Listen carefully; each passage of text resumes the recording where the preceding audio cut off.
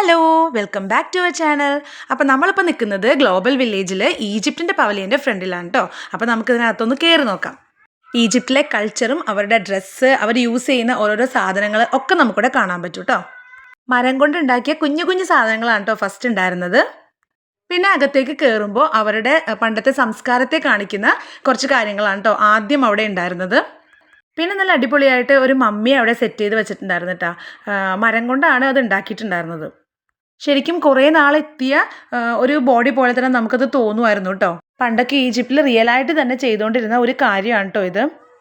പിന്നെ ഈ ഒരു രൂപം എന്ന് പറഞ്ഞിട്ടുണ്ടെങ്കിൽ പണ്ടത്തെ ഈജിപ്തിലെ രാജാക്കന്മാരൊക്കെ മരണപ്പെട്ട് കഴിയുമ്പോൾ അവരുടെ ബോഡി മമ്മി ആവുന്നതിന് വേണ്ടിയിട്ട് ഇങ്ങനെ ഇട്ട് സൂക്ഷിച്ചു വെക്കുന്ന ഒരു കൊഫിനാണെന്ന് തോന്നുന്നു. അപ്പോൾ ഇതിനകത്തായിരിക്കും ആ ബോഡി വർഷങ്ങളോളം ഇങ്ങനെ സൂക്ഷിച്ചു വെക്കുന്നത്. പിന്നെ അത് കൂടാണ്ട് നമ്മുടെ ഫുട്ബോൾ താരങ്ങളുടെയൊക്കെ കുഞ്ഞു കുഞ്ഞു പ്രതിമകൾ നല്ല അടിപൊളിയായിട്ട് ഇവിടെ ഉണ്ടാക്കി വെച്ചിട്ടുണ്ടായിരുന്നു കേട്ടോ. പിന്നെ കുഞ്ഞു കുഞ്ഞു ഗിറ്റാറുകൾ, ഇതൊക്കെ വേണമെങ്കിൽ നമുക്ക് പർച്ചേസ് ചെയ്യണമെങ്കിൽ പർച്ചേസ് ചെയ്യാം കേട്ടോ. ഇത് എന്തിൻ്റെ പ്രതിമയാണെന്ന് എനിക്കറിയില്ല, കണ്ടിട്ടൊരു ഗോഡസിൻ്റെ പോലെ തോന്നിയായിരുന്നു. പിന്നെ പണ്ടത്തെ ആളുകൾ ഈ ദഫിനൊക്കെ മുട്ടാൻ ഉപയോഗിച്ചുകൊണ്ടിരുന്ന ചെണ്ട പോലെയുള്ളത് തക്രോത് ദഫിന് പറ്റുമെന്നാണെന്ന് ചെക്ക് ചെയ്ത് നോക്കണ്ടായിരുന്നു കേട്ടോ.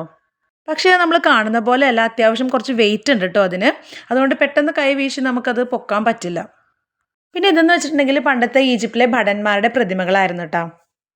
അവരുടെ ആ തലപ്പാവും ആ ഡ്രസ്സിങ്ങും ഒക്കെ കറക്റ്റായിട്ട് തന്നെ വന്നിട്ടുണ്ടായിരുന്നു കേട്ടോ. അപ്പോൾ നമ്മൾ ഈ പവലിയൻ്റെ അകത്ത് കയറിയപ്പോൾ ശരിക്കും നമ്മൾ ഈജിപ്തിൽ വന്നേക്കുന്ന ഒരു ഫീലാണ് കേട്ടോ കിട്ടിയത്. പിന്നെ പണ്ടൊക്കെ ഈ മരത്തിൻ്റെ നൈസായിട്ടുള്ള ഷീറ്റിലാണല്ലോ ഈ അക്ഷരങ്ങളൊക്കെ ഇങ്ങനെ അച്ചടിച്ചുകൊണ്ടിരുന്നത്. അപ്പോൾ അതിൻ്റെ ഒരു മെഷീൻ കണ്ടായിരുന്നു. അപ്പോൾ കുറച്ച് നേരം അത് നോക്കി നിന്നു, എങ്ങനെയാണ് ഈ അക്ഷരങ്ങൾ ഇതിനകത്തേക്ക് അച്ചടിച്ച് വരുന്നതെന്നൊക്കെ കുറച്ച് നേരം ഞങ്ങൾ നോക്കി നിന്നു കേട്ടോ.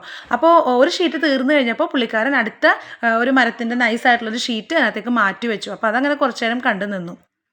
ലെറ്റേഴ്സ് മാത്രമല്ല കേട്ടോ, ഓരോ ബേർഡ്സിൻ്റെയൊക്കെ പിക്ചേഴ്സും അതിനകത്ത് അച്ചടിച്ച് വരുന്നത് കാണാൻ നല്ല ഭംഗിയുണ്ടായിരുന്നു കേട്ടോ. അപ്പോൾ ഞങ്ങൾ കുറച്ച് നേരം അങ്ങനെ കണ്ടു നടന്നതിന് ശേഷം പിന്നെ പുറത്തേക്ക് ഇറങ്ങി. അപ്പോൾ ഇന്നത്തെ വീഡിയോ ഇത്രേ ഉള്ളൂ. വീഡിയോ ഇഷ്ടപ്പെട്ടെങ്കിൽ എല്ലാവരും ലൈക്ക് ചെയ്യുക, ഷെയർ ചെയ്യുക, സബ്സ്ക്രൈബ് ചെയ്യുക. അപ്പോൾ അടുത്ത വീഡിയോ ആയിട്ട് വരുന്നത് വരെ ഓക്കെ, ടാറ്റാ, ബൈ ബൈ.